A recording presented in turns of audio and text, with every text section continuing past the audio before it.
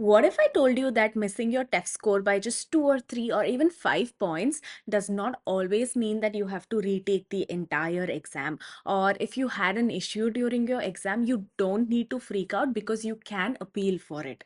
And most importantly, how do you know whether filing for a recourse is smart or just a waste of time? In today's video, I'm going to break this down for you. Everything that you need to know about the TEF Canada Demande de Recours and what does it actually mean and should you actually consider it. So by the end of this video, you'll truly understand not just the idea of appeal, but also the logic and the rules behind it and whether it can realistically impact your Canadian immigration journey. Salut, I'm Akshara and I cleared the TEF Canada exam from scratch in 13 months, and I have created this channel to talk all things about the TEF and TCF Canada exam, French language and the Canadian immigration through French proficiency. If you're thinking about studying French and you're looking for resources or some structure and you're in the midway and you don't know how to go about, you can schedule a call with me and we can discuss strategies for you to achieve your TEF goals. I will leave the link in the description below. And if you're new here, do subscribe to my channel so you don't miss out on my future videos. And with that, let's get right into the video.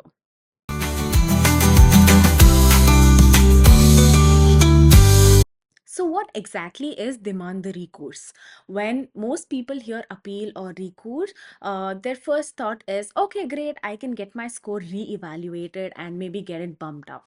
In the context of TEF exam, a demande de recours is not a re-evaluation in the sense that you can get your scores corrected because you felt like you deserve more marks. It's more of an official appeal or like a process that has been put out, because even though the exam is administered under strict conditions and there's like a lot of fairness protocols, all of that, of course no system is perfect. There can be technical glitches, there can be organizational problems or even distraction from the external circumstances during your exam that can happen. So for this process, the recourse exists to make sure that there is all fairness in case something wrong went by due to the organization, like, the center where the exam was conducted, or something software, there was some glitch. And this is not specifically not for someone who feels that I deserve more marks and that's why I want to re-appeal.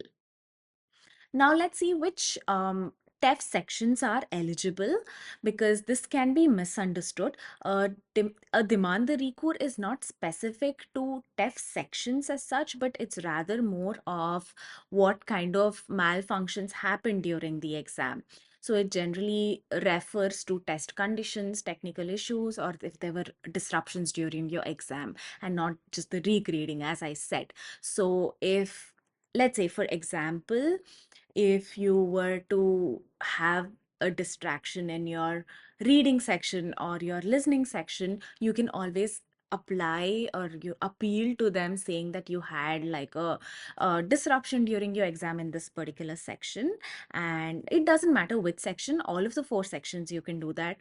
Either it can be one or two or all four sections depending on what the circumstance was. Like for example, let's say during your listening section you had an issue with your audio, you were not able to hear the audio appropriately, or the software glitched and you missed a question.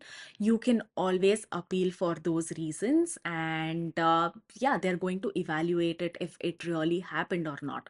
So the first important thing whenever you're facing any issue during your exam is to of course not freak out. It's very natural during your exam you're going to end up freaking out because you're missing out on time, or it's just going to stress you out a lot.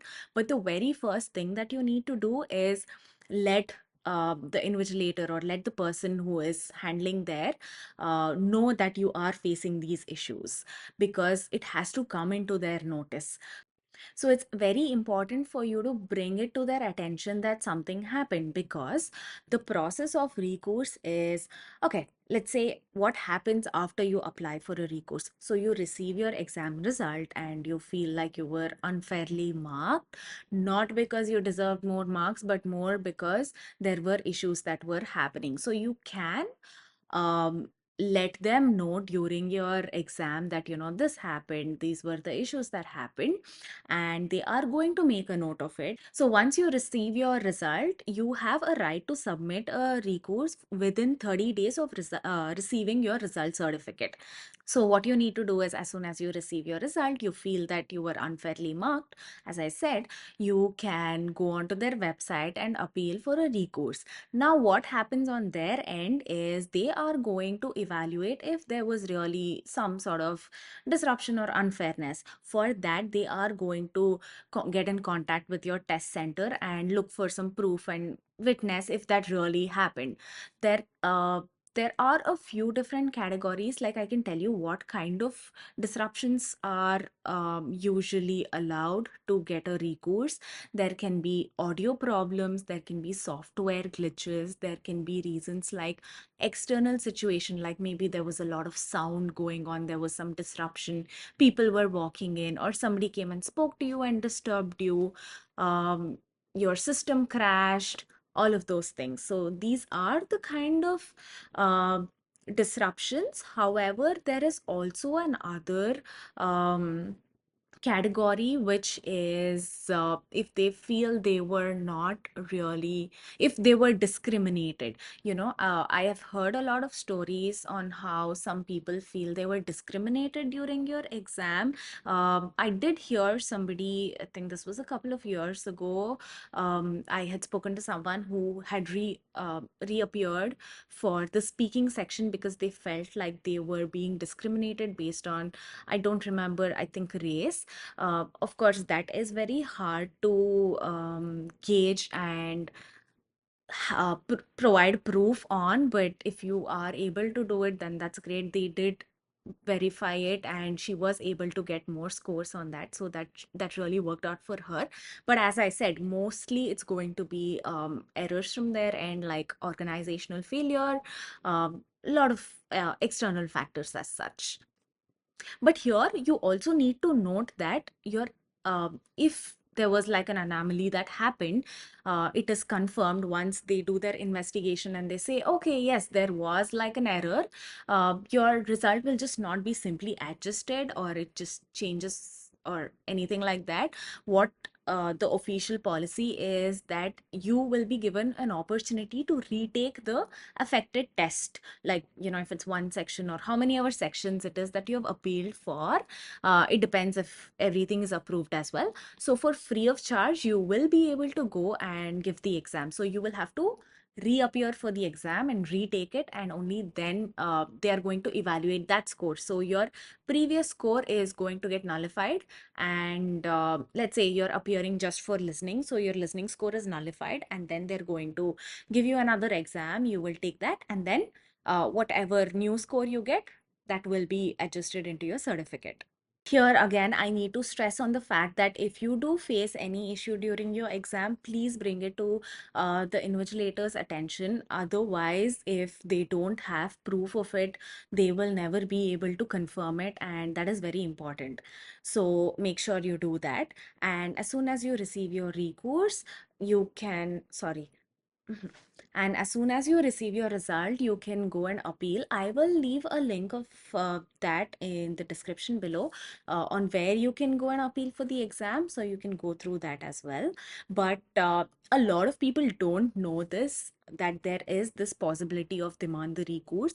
And I also personally did not know till I went through my exam and then I did have an issue and somebody told me about it. So that whole experience, I will create another video on what exactly my experience with demand the recourse was and if it was worth it or not, in my opinion, because it does take up some time. Right now, I think it's a little more faster than how it was before, like the whole processing, but they do take some time to investigate and then they'll get back to you and then you get a different date on when you can go for the exam. It's a whole process there. However, if you were genuinely wronged, you will get that opportunity and you can just take up just those specific sections itself without paying anything. So during your exam, you don't really have to worry or freak out about how, let's say in the first section, something went wrong and then it's going to carry out carry throughout for you, and you don't have to stress much upon that. I know exams can be very stressful, especially there's a lot riding on you. It is expensive as well, so you don't need to freak out because there is, some sort of arrangement which can help you in all fairness. So it's always good to know that these are the kind of things that can possibly happen during your exam, and you need to be prepared for that, as well as if something goes sideways, you don't have to fret it, because there are things that can be taken care of later on. So I will leave all the links in the description below on how the Demande de Recours works. You can go check that out on the official platform. And if you are someone who's currently going through the process and you want some guidance on how to appeal for the Demande de Recours, you can definitely reach out to me via the link that I have left in the description, and I will be able to offer some advice there on what you can do. So this was it for this video. I hope this helped you understand the whole process, and if you have any questions, you can let me know in the comment below, and I will be sure to help you there. I will see you in the next one. Abhiyanto.